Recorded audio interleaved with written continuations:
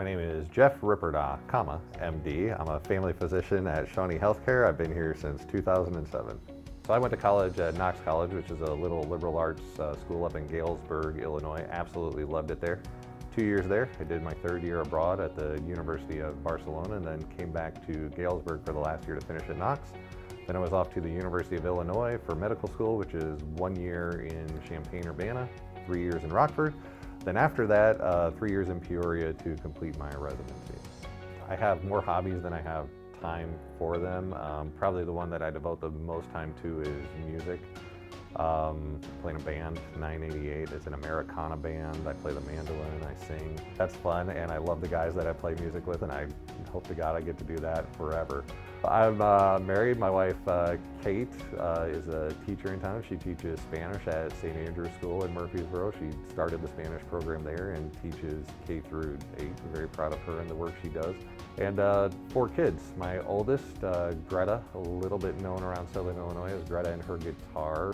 My 3 other kids, I have twins who are in 8th grade and a boy who's in 7th grade, and they are just happy, good-natured kids. They like sports, they like music, they like hanging out with their friends, they like playing video games. Probably the thing I'm most proud of in my career is having started what we call the OBT Program, Office-Based Opioid Treatment, which is essentially a treatment program for people with opiate addiction or with other drug addictions.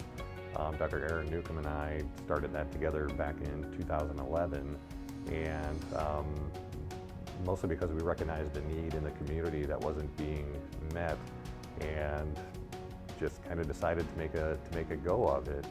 I'm the doctor in Southern Illinois, and probably I think in the southern half of the state, who has the most experience taking care of pregnant women who have addiction issues.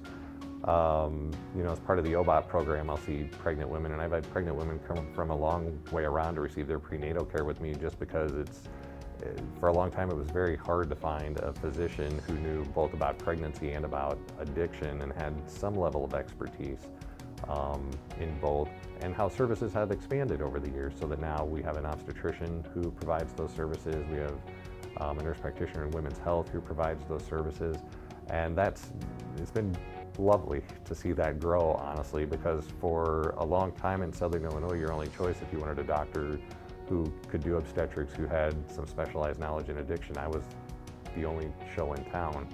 And while somebody's got to be the first one, it's also nice to have some support now. I am a bit of a dying breed in that I'm a family physician who still practices obstetrics and delivers babies.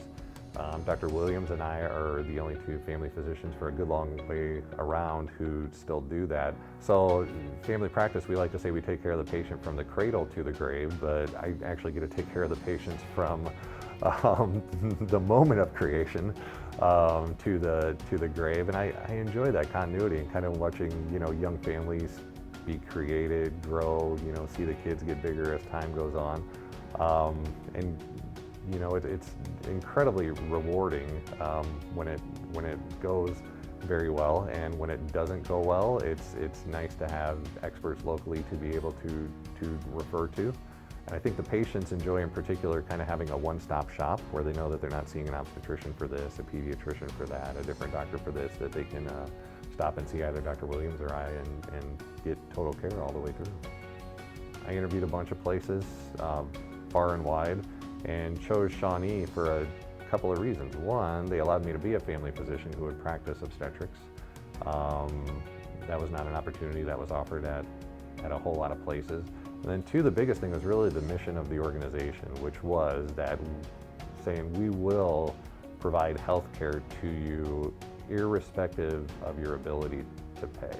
But the fact that the mission, first and foremost, not just in what's written on paper, but in the way that the organization actually functions day to day, is let's figure out how to provide health care to everybody who hits our door, whether they can afford it or not. And if they can't afford it, we're going to use whatever systems and whatever resources we have available to us to get that person the best health care possible.